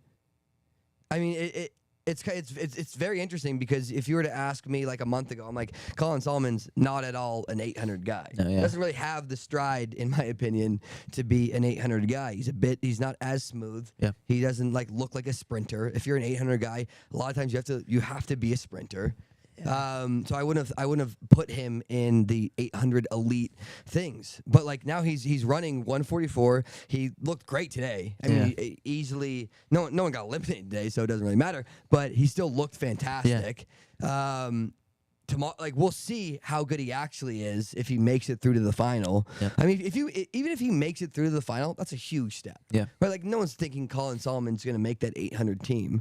No one's got Colin Salmon on the team. If he makes a team, I mean, that'd be awesome. Great for him. And this would be a good clip for, a couple days from now. But to break up, like how well the main guys especially looked. when It's like Josh he didn't win the heat. He didn't Josh win- Hoey's yeah. throwing around the fact, I don't know who of the Josh 3 of Hoey said you. he'll run 138 in 2 years. I'm like, buddy, you got to break. He's like, oh, yeah, no. People, and he's like, oh, they'll be running sub 140 in a couple years from now. I'm like, I don't know about that. Look, you got to run sub 141 before you start talking about sub 140. I think that's simple. Yeah. And I think that's simple. He said he was like thinking that he's going for PR in the final. Yeah. Who he He said he wants to get a PB, PR. kind of like PB in these rounds. That's like what he's going for. And then I kind of like asked him again, like, are you focused on time? He's like, no, I'm not focused on time, but like I really want to like get a PR and also make the team. So I mean, Hoey looks So Hoey's thinking 141 in the final. I mean, Hoey has been running out of his mind all year. He looks fantastic, and I mean, it's fun for us for him to be saying that. I mean, like, okay, like fire away. If you say that, fireworks. You better fucking run hard in that fire. Like he's like, oh, I want to be running like. Okay. Show us exactly. But the thing is, like, you've got like Bryce Hoppel. Like, this isn't a time trial out here. Like, you got Bryce Hoppel with the way that Donovan looked today. You're like, dude, how are you going? There's still another race to go before that final. But the way that all these guys looked, and because I mean, I'm gonna root for Donovan over all these guys, every day of the week. But JIU. Oh yeah, JIU sanction on this guy. Yeah. what's it? I'm like, what even is a JIU? Mac, Journalistic integrity unit. journalist, of course. Well, of course, yeah. like Eric, you didn't know, Yeah, like. I'm like, I'm just the head of HR. I'm not worried about, no. I'm worried about like sexual assaults and stuff. I'm not worried about like, this stuff. But like even the way that Brandon Miller looked. I'm like, Chris, lock in for a sec. Like Josh Hoey doesn't. This isn't a runaway. Like, oh, I've got this. Now I'm worried about like getting a PR. They're like 800's at a level right now where anybody could win it. Yeah. So Big Four still intact. It's exciting. Women's 800. Similar thing. Only 5 people got eliminated. Okay. So, but this is the women's 800. They all ran very hard. Like Yeah. I'm watching them race, and no one's getting eliminated, Yeah. and they're running hard. And you would, I would think, okay. So I'm thinking, right? You got to conserve your energy. And then Sage goes out and runs 159. And then, okay, exactly, Chris. So you got to conserve your energy. It's like, okay, one person gets eliminated from this race. I just got to beat one. I just got to beat maybe one. And they're like, let's try and win it, and let's run as hard as we possibly can. And it's one of these things where you're like, because you get such a big confidence boost from winning your heat. And of course, everyone wants to win their heat, go into these next rounds, and like winning gives you a big confidence boost. But when you're gassed, when you come through the line and you've just run as hard, you've run a season's best in the opening round. Oh, I see who you're talking about. And it's just like because the women's 8, they've all got a shot. Like there's no runaways for this event. You And make the so- final, it's a clean slate. Exactly. No, they really do all have a good case to be like, no, I'm gonna make the team, and here's why. And if they explain it to you and you go, yeah, no, I'm totally on your side. I agree with it. 13 of them have the standard. Yeah. So and they're all right around the same time. So it does matter. It really does matter when some people are racing a lot harder, and it will catch up to them if these rounds go if tomorrow goes just like it went today. The people who make it to the final, conserving the most energy, have a huge advantage. Okay, so as you said, Sage is the only one who decided to break 2 today. I mean, she might just be used to that. Well, Sage she looked great. looked great, and she was also. I mean, we're watching Sage. I think if I'm remembering right, she's in the way back. She was. And makes just a hard move She was at like eighth 300 at to 400. go. Yeah. She's in last at 400, makes a hard move and wins her heat. I thought it was a good race. I thought it was a good race. she- Yeah. I think she looked I'm not good. concerned that she's going to be one of those who was affected by running hard today. We'll see. I mean, she ran the fastest. Yeah, second fastest of the day, a thing Mo. 2 flat, season's best. I was a little surprised at how gassed I think she looked in after the race. That this was a hard effort for her. I mean, this was the season's best, right? Yeah. And yes. And the biggest question mark when we were talking this morning was just about. I was like, oh, is it the tactics? And then Mac is shaking his head. No, it's about the fitness and how fit are you at this point? And right now. 2 flat, and she won her heat, best. right? Yeah, she won. She won her heat, and that's a big confidence boost. You could see her pulling the mental advantage you get for winning a heat, especially an athlete like a thing who's won Olympic gold, has not looked at all like the athlete who won Olympic gold. To win a heat, it does do numbers on your confidence, and you can't downplay that. But when you come through and hands on the knees, gassed. And you've got 2 more rounds. You got another 2 more round rounds. to make it to the final, and you're doing this, and you only need to come top 6. Yeah. It's just wild to me, in the distance runner perspective, where a small Q is as the same as a big Q, right? I get with the 800s, there's lanes, right? So it's I want you want lane preference and you want different things, but.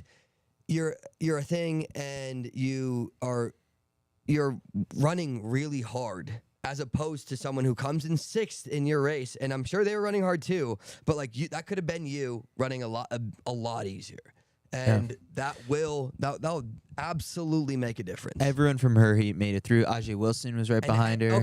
Okay. Everyone from her heat made it through. Everyone.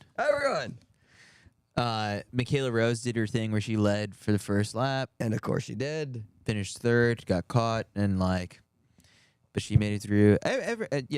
Most people made it through. Everyone made it through. only surprise was, I guess this is someone who's of note to the CITIUS ecosystem because of our coverage at New Balance Nationals, but high schooler Natalie Dumas, who ran 2 flat there, I honestly had higher expectations. She's one of the people who got bounced, but I mean, can't be overly critical of a high schooler competing at a senior championship and who's coming off a really long season. Just good experience to put in the back pocket. Like, we forget that the likes of, Roisin Willis, Juliette Whitaker competed at a U.S. championship as a high schooler before they finally took on and started making teams and winning titles. So when I was looking through the results, I was like, oh yeah, actually that 208 is a little bit of a surprise, but she's in high school. She'll be back here on the stage at another time. Yeah, I mean, to jump from high school to this level. Yeah, I mean, it's hard to actually put into words how big of a jump it is, how much that how an 800 is over.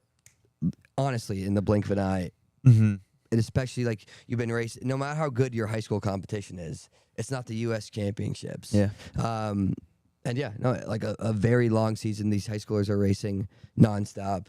I want to just quickly touch on the steeplechase, the 2 steeple races, because this one is another one. No big surprises. All the heavy hitters made it through. Lexi Halliday, Lowry, Val Constantine, Kaylee Mitchell were the top 3 in the first one, and then it was Angelina Napoleon, Gabby Jennings, Olivia Marquez, Courtney Wayman in the second one. Chrissy Gear made it through. So this is one where, all right, the final's going to be a barn burner, but that's expected. And so, yeah, I mean, no major surprise out of this. I always kind of feel like the steeple, because I mean, steeple, men's and women's. Yeah. Right, it is just. There's a big separation between being among the finalists and then the people who don't make it. The guys that make the team in the steeple have no problem getting through to the final. Kenneth Rooks went to the front in his engine, just stayed there in the whole race. Yeah, had no wire to wire. Yeah, no, the guys who have a shot at making the team don't really ever. They're not usually in contention of not making the final. Yeah. Kenneth Rooks looked fantastic. Yeah, Looked really good. You see him run flat races, and you're like, I'm like, this guy got silver. I'm like, this guy almost got gold. Yeah. And then you watch him steeple and go, well, yeah, okay. Yeah. Guy needs to jump over a couple things. Yeah. This guy's unbelievably He's wired good. in one way. Yeah. He's running a flat race. He's like, God, I would love to jump over something. Imagine a couple of things to jump over. He's just talking about. He's just saying that mid race. He's like exactly what we're doing, but jumping over a couple of things. He's because he's so good at stretching it out, running really hard from a couple laps out, kind of breaking everybody, and doing his thing. He looked great. When was the only surprise was that was this the first time that Evan Jager has missed a steeple final since 1944? I'm like, when was the last time you saw a steeple It's final? gotta be that. And World War II-ish? yeah, He was pretty emotional. I think Keenan spoke with him. Keenan spoke to him in the mix zone, and I guess a scoop or something like that may have been his last steeple. It doesn't. We're talking a bit about Trayvon Bromell, how the amount of work it takes to have any sort of longevity in this sport, and then especially sprinting, and especially an event like steepling where it's a high injury event, right? The amount of contact and what it takes to. I mean, even just distance. Right, it's hard to even stay healthy for distance events, and then imagine having a high impact jumps and it's incredible. You can't downplay the career that Jager's had. There is no Rooks without Jager. We're all standing on the shoulders of the people that came before us, and Jager really is one of those guys that paved the way for all the generations to come. Yeah, Deep. That's so deep. Clip that. One note I want to have about the steeple is, I don't know if you guys could tell this from in the stadium, but with the broadcast they had in the mix zone, Angelina Napoleon was smiling through the first like 2.5K of this race. Oh yeah, Just constantly. she was chilling. And she ended up being the fastest qualifier, running 9:30. Like she's dangerous. Could end up on this team. So, yeah, on the women's side, I still feel pretty good about picking Gabby Jennings, Courtney Wayment. I think I went Val Constein. Like, it's a good team. It's a good team. But it was an encouraging result from Olivia Markezich, who's like had some injury stuff. Chrissy Gear in the final. Chrissy Gear looked good. Final 800. That's where like the miler speed showed. She made a couple passes on people. Yeah, I'll be. What's that? Kaylee Mitchell could make the team too, apparently, according to David. Val Constein in the mix zone, she was talking about how this season has gone aside from like falling in, I forget which Diamond League that was. Doha. But she was like, the season has basically gone according to plan for her because she wanted to be building more like measured than she was last year. And she's really excited for what is going to happen in the finals. We're going to dangle a carrot and say that the 1500 talk is coming up. Paul, you've got a couple minutes to run through your field events. Okay. I was not expecting men's hammer to end up being better than women's hammer. But this was an absolutely insane competition. Last year at trials was insane, but then it kind of got dampened because we only had 2 guys qualified. So like 3rd through 6th threw huge PBs last year, and none of them ended up going to Paris. That's not the case this year. We had a bunch of guys qualified. Rudy Winkler, to no surprise, takes the win, 81-47. The guy is just in the form of his life. He said, I had talked to him in the mix zone after. He said he doesn't think we're getting him versus Ethan Katzberg part 2 before Tokyo, but that's going to be like one of the best head-to-head matchups of the entire World Championships when we get there. Second place was Trey Knight, who threw 78-76 in round 6, gets the world standard, throws a PB, and Trey I think it's one of the best stories that's been developing over the last couple months because early in the season, he threw a shade under 78. He competes for CSUN, Cal State Northridge. Early in the season, threw a shade under 78, but then he fouls out of regionals. His collegiate career ends there. He comes back at Portland Track Festival like 3 days after NCAAs. He throws the hammer there, throws 78-15, which would have won the NCAA title. And then he has been throwing well since then and comes in here, throws a PB in round 6 to get the standard. So 2 months ago, fouls out of regionals. Now he's going to Tokyo on one of the deepest men's hammer teams the U.S. has ever seen.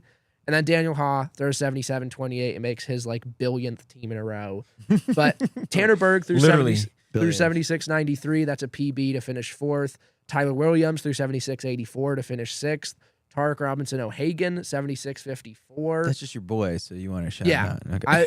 Tarek, you're my guy. Throw up the JIU flag. I don't care. I love Tarek. Oh, yeah, look at that. All these violations. Justin Stafford, 76-33. Like, 76-33 finished 7th at the U.S. Championships. That stat is absolutely ridiculous, especially for a nation that had only 2 guys go to Paris last year. Like, the development of U.S. men's hammer just from last year to this year is absolutely incredible. Then obviously Rudy's kind of leading that. And I don't know. I did say like 2 weeks ago after the LA Throws Cup, I did say he's moved ahead of Ethan Katzberg in my partially because Rudy's a really cool guy. And he called me his buddy today in the mix zone, so that was fun. How did that come up? Now that's 2 strikes on you for well, the JIU. I walked up to him and I was like, Rudy, you got a second for an interview? And he was like, oh, hey, buddy. So he called me his buddy. So that's a win in my book. You're sitting on one more, and then You're out of here. You're getting that credential revoked. Careful. Men's jab we touched on a little bit. Women's long jump was the only was jumps fun. final Yeah. of the night. Insane. So Tara, she does the same thing she did last year at trials, where she fouls her first 2 jumps, and then her 3rd jump, takes off like a foot behind the Just board playing it safe. and jumps 692. I watched that. Yeah. That was I told Anderson before that jump, I'm like, she's I know. she's faking it. She's Like, just faking it. She She's fouled playing those around. first 2 jumps on purpose. She knows she can do whatever she needs to make it into the top 8 on this. She last told round me without afterwards, trying. she was just like, wasn't phased. She literally said, I turned my brain off and I just listened to my coach. Just like, it's crazy. Like, she would not make the team if she missed that jump. And she just like, I don't know how she pulled. Which, I mean, is the same case as last year. It's and true. she won Olympic gold, so she gets it done when it matters. And then she ended up improving upon that in rounds 4 and 5, going 7-11, and she ends up taking the world lead at 7-12. Yeah. Claire Bryant, Go Gators. go Gators. 697, a little windy, but 2.1. She finishes second. And then the battle for 3rd and 4th is something that I realized from David's text, because sometimes it's kind of hard to keep track of things in the mix zone. So Jasmine Moore, Olympic bronze medalist, was in like 2nd and then 3rd for a while. And then Quenisha Burks, who used to train in Gainesville with Claire and Jasmine leading into Olympic trials last year. She goes 690 in round 3. Or round 5, I should say. She moves into 3rd, bumps Jasmine down. Oof. What? Yeah, she gets the standard Gets with the standard that jump. too. Yeah, she had jumped 680 early this year, but yeah. And then Stanford's Alyssa Jones, who I'll always remember Alyssa Jones because my senior year of high school, when I went to States, the only year I went to States, she won. Careful what you're about to say, because you're sitting on 2 JIU violations. She won the 100, the 200, the long jump, and the high jump. Okay. And I was like, that's Think we're good. incredible. So Alyssa Jones, fine, like, he's is fine. someone I'll just always have. Like, that's my. Would you say you're a fan? No. Good. I'd say that's my like Emily Sisson Trials 10K. That might be my Roman Empire. Yeah, Also, there you Aaliyah go. Butler was there at that meet, and she won the 400. How'd you do that? I mean, I finished 15th out of 18. Like a meter off my PB. It was. you would have made it through at USA. It was. Yeah. It was. God, if you were in the 8, if you were in the men's, you would have done just fine. All things considered, it was a solid day. So, but Alyssa jumped 690. She also gets the world standard. World standard And it personal was- best. On countback, they had the same second jump. Alyssa was ahead on their 3rd best jump. And then Quenisha Burks goes 682 in round 6, moves back ahead of Alyssa Jones. So it's Tara Davis Woodall, Claire Bryant, Quenisha Burks finish top 3. But But Eric, get ready for this. There's a because Yeah, I know. there's I'm a lap ready. count segment this week about Diamond League by shenanigans and like stuff Quincy Hall could do. Okay. And so the defending world champion is Ivana Spanovich. So we don't have that bye, which means the U.S. can get a Diamond League bye. And so I was interviewing Claire Bryant after, and then after we were done, I was like, I know that like just happened, but like, do you have any idea like if Jasmine might go try and chase the Diamond League bye? And she was like, I didn't even think about that. And I was, Jasmine finished 5th here. Jasmine finished behind. Where's she in the standings in the Diamond League? She's 4th right now in Diamond League standings. She has 11 points. I mean, she will go to the final. Yeah. She Yeah, has because enough there's still points. one competition in Silesia, I Yeah. believe. She has You enough just- to go You to just the gotta jump well at the Diamond League final. Yeah. So, but I told Claire that, and then I saw Nick Peterson, who's the Florida Jumps coach, still coaches Claire and Jasmine. I saw him after, and I was like, "Did Claire tell you about my like revelation about the Diamond League bye?" And he was like, "No." Who are you? And what? He's like, who are you? No, he knew Paul. He knew Paul. No, me and Yeah, Nick. obviously he knows. me, Did he me call and you Co- buddy? No, not quite. Okay. But I was just standing there, and he called me over and tapped me up, and I'm like, Whoa, I- what? I hope my editors aren't listening Good to this tap. right now. I tapped you might up. be in trouble. Yeah. That's similar to a buddy. Eerily similar in my book. But he was like, no, like, what do you mean? And I'm like, if Jasmine wins the Diamond League final, she can still go to Tokyo. And he was like mind blown. He's like, I think he said, like, I just told her, like, we shouldn't be like getting our hopes up or anything. And he's like, oh, I got to go talk to Jasmine now. So How sick is it that even the coaches? How sick is it that even the coach are like, oh, she can make the team? because he didn't realize they're taking the Diamond League buys from this year. It's so cool. Yeah. So if Yeah. So if one of the Americans that's already qualified gets it, then that bye would go to Alyssa Jones because Alyssa finished ahead of Jasmine. Yeah, and also like Jasmine is going to Jasmine is going to Worlds in the triple jump. Yeah, like she's going to World Champs. She's just like special because she's been able to double. She's made both teams since 2021, but so this is like kind of a interesting. Fascinating. Dynamic. Is that it for your throws report or your field advance report? Yeah, I mean Anna Hall she's over 4,000 through day one, but she's I think like 60 points back of where she was after Gotsis. Shot put PB, but high jump went a lot better in Gotsis. But she's getting better in the long jump every time she goes out there. And her long jump in Gotsis was like just kind of okay. So like I also don't know like how hard she's pushing for this because she's 600 points ahead of every other American. She's gonna make the team. Yeah, I think she's got a chance. Okay. And then the men in the deck, Kyle Garland is crushing everyone. He's 337 points ahead. Okay. Might make the team. I think he might make the team. Trials champion. He might Heath make Baldwin. the team depending on how Brandon Miller does in the 800. Garrett Scantling, who came back from whereabouts suspension. It was like very weird how for whereabouts. How he like got qualified. He like competed at some random meet that like wasn't on the World Athletics calendar, but USATF recognized it or something. Oh yeah. He was a DNF after the shot put, so he did not compete in the high. Before the shot put. So he did the 100. Oh, so he didn't even finish. He did the 100 in the long jump, and then he's done. Yeah, where'd he go? We need to know about. No, you saw this one. We need to know about where he is. All right. Like, where the hell is he? All right. Thanks, Paul. No problem. All right, we're gonna down, Paul. 1500s. I'm We not waited this dismissed. long to get to our this podcast's favorite event. Eric, yeah. take it away. I felt like the 1500s were kind of similar to the men's 800 in that it was really like the favorites kind of just flexing a bit. I mean, like I'm thinking like what comes to my mind is Cole Hawker running 332 from the front. Now like this is what he has done in years past, right? But not 332. No. Like 337. I mean that was a hard. I mean that's hard. I don't care like. And he's got to run the 5K at the end of this. And he's got to run the 5K, depending on what like Scantling does. No, we'll see. Cole wants to make both teams. Brandon Miller does, and if the whatever.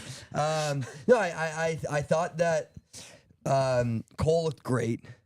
They all kind of ran from the front, right? Like all of the big three, right? Yared started way in the back. He did the Jakob. He started way in the back, but then he got impatient by and 600 meters in. No, not even 600. I think like literally 400 in, he goes right to the front, and he did he run faster? Did he run 332? Did he run just a hair? He ran like around the same time. 0.66. With doing nothing in the first, with a slow first lap, and pulled Gary Martin to PB 333. Eric Holt got pulled to 332 PB from Cole Hawker. In the first heat, it was Strand, Hobbs, and Jonah Koech. Hobbs did exactly what these other two guys did in their heats. Like Hobbs ran from the front, and I'll say I don't think Hobbs looked as good as Yared or as good as Cole, but I mean, still ran from the front, did his thing, got in, and Strand looked good too. Strand looked good. Strand closed very well. I thought like of all like the like because I mean besides the big three, I thought that the really good kickers from college. Does even Strand have the best kick in the world? Who's saying that? Yeah, who someone on the morning show, right? Really? Yeah, I think Chris said it. Did I? No, it was someone texted it. I thought. Like, yo, I don't think I'm making that up. It's funny because like I thought Chris was like playing along, and Jenny was like, "Who the fuck?" who the actual fuck said that Ethan Strand was doing well? I'm like, yeah, He's good. Chris, like, I don't remember 6 hours ago at all. No, Ethan Strand looked good. I thought Nathan Green, because like besides the big three, right? Yeah. I thought that you obviously got the big three, and then there's a couple other guys who could sneak in there. Ethan Strand being one of them, and I thought maybe like Nathan Green. I thought he didn't look as good as say an Ethan Strand, but also I think he was in a 3:32 race. Yeah. Right. It's like like they're all of a sudden running faster than they've ever run before, just to make it into the final. And that just shows you that the level that these US 1500 guys are at and what it takes to make it into a final, let alone make a team, right? So I thought all of them looked fantastic, but I think Yard and Cole for sure kind of stood out. Yeah. Andy Powell scooping up all the little cues. You got Nathan Green getting a little cue, Joe Wascom, and Luke Prakel. Hauser. And Sam Prakel made it, right? Big cue, yeah. Sam Prakel, if there's a final in the 1500 guard, I don't care what year we're in, Sam Prakel is making that final. Yeah. He just figures out, he goes, I'd like to be there. I'd like to be there. And he will be there. He just makes it in no matter what. Was it a PB? It's a PB, I think. No. It was It was. It was a my PB. I'm like, I don't even care if it wasn't. I'll just say it. I don't give a shit if it was the PB. It was a PB. The guy ran faster than he's ever run in his life to make it in the final because he belongs in U.S. 1500 meter finals, and fantastic. Like it's really shaping up to be, the race that everybody thought it could be, and we'll see. Because all the big guys wanted to be in the front, wanted to push it, wanted to make it their race, and we'll see what their tactics are come a couple days from now. So okay. Apparently, Ethan Strand said it'll take 3:30 to win. I mean, he's not wrong at all. I mean, me and Mac were in the stands, but like these guys are running 3:32 in the heats, and if they're running this in the heats, like what's it going to take actually in the final with them pushing all out with the competitors around? Like 3:30 is being probably conservative. And we don't know how the race is going to go. It could be, like if they sit around for a lap, 600 meters, they're not going to run sub 3:30. But like you're going to see something. Even if you don't see it at 3:30, you're going to see something pretty wild from that last, 800 meters, a K. We'll see how far they go out, but I'm definitely very curious to see how these guys want to play it. Yeah. No, I was going to just say, like, Paul Anderson and myself, we'll close our eyes. You tell us to imagine how this final is going to play out. All right? I'm like, well, is it going to be on TV? Or are we? This one should be, yeah. Okay, so you want me to play it out? Yeah. But Okay. we're closing our eyes and we're imagining. You paint the picture. I think gun goes off. They get so Cole Hawker, great first 100 meters. Hobbs Kessler kind of right to the front, even a better first 100 meters. And then about 300 meters in, Yard Nagoose hits the front, slowly starts stringing it. He's pulling it. He's pulling it. He's pulling it. Oh my God, we're close, Chris. Yes, he's done it. I think Yard's best move is stringing it out. Like his strength is crazy. He ran 3:32.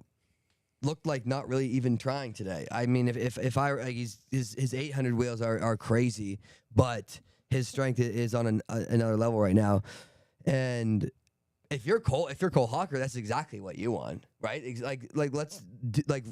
you're Cole, like you're like, yeah, run it back from last year, right? Like, do the work. Let me sit. Let me be.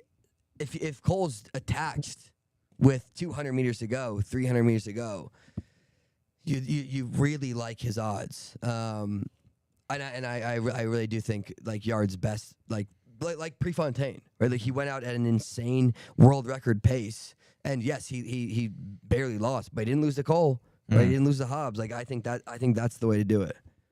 All right. Well, I'm excited for this. We have another show tomorrow before we do predictions on that one, right? Is the final tomorrow? Oh my God, it shows. We have plenty of shows. No, they get a day of rest. Yeah, Then? yeah, yeah. Okay, all right. Then we'll do predictions for the 15 tomorrow when we have Aisha, who's watching right now, apparently. She's just in like the- she's just like talking shit in the chat. Yeah. Yeah, she's just like, yeah. I'm like, block her. All right, my laptop's at 4%, so let's cruise through these women's 1500 heats. Heat 1, Nikki looked incredible. Incredible, yeah. Amazing kick. 1 in 4:05. It's kind of the same thing. Like it Yeah. honestly is.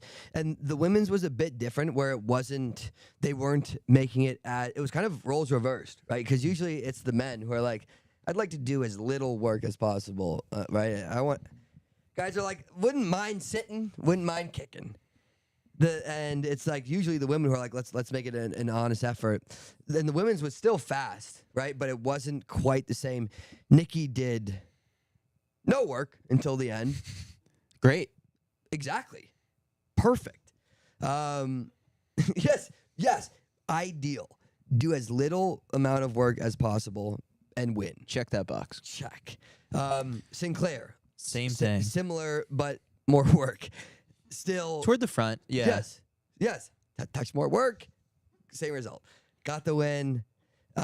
Still, like, looked fantastic, as you would expect. Like, it really is Nikki, Sinclair.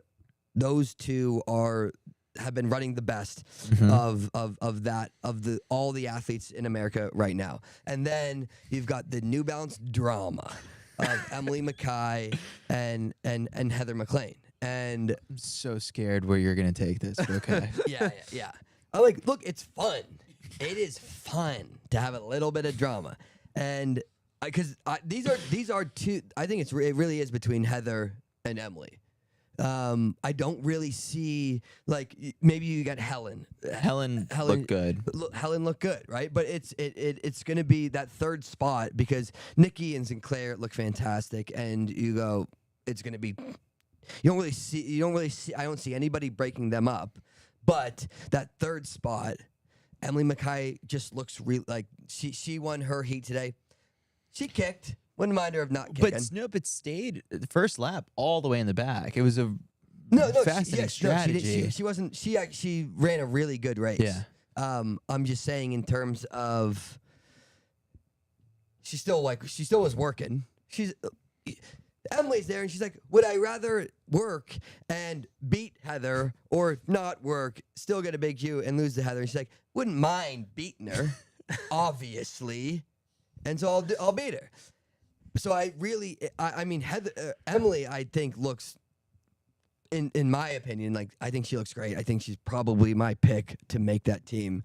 But I think it really is between her and Heather. Heather still looks great and is more seasoned. I just think that I haven't seen as much of Heather this outdoor season. Yeah. I haven't seen, like, she's not, like, isn't quite putting the performances. We're like, oh yeah, she's a lock to make that team, and certainly Emily isn't either. But I think it's going to come down to those two, and it's.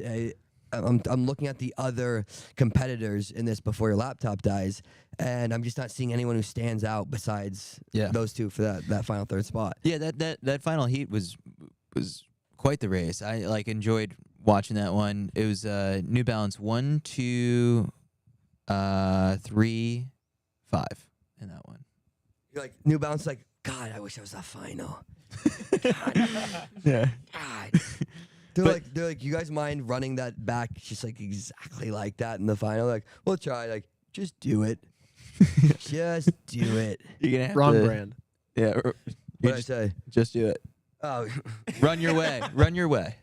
yeah. No, I wasn't. Are we like, not purposely- pledging this I wasn't year? purposely doing slogans. I was just speaking. Oh, run your way. Like, this is New Balance people. They're talking in their own slogans. Like, okay, like, can we have a real interaction here? Can we not talk in our company slogans? Anyway, let's freaking wrap this damn show up, guys. What do you say? Yeah, no, I think that it was that was a lot. Yo, you bet your ass it was a lot, Chris. All right, there's only We have like neighbors. 4 races tomorrow. There are only 4. There are 4 finals tomorrow. Talk about it on the morning show. Women's high jump, men's long jump, men's 100, women's 100, and now the final thing. Before we let people go is you got to tell them how to watch it. USATF.tv. No You TV. can't. No TV. You gotta tell them how to watch it. No Oh, you TV. can't watch it, obviously. USATF.tv. Yeah. Besides that, do what we did. Close your eyes. Imagine it.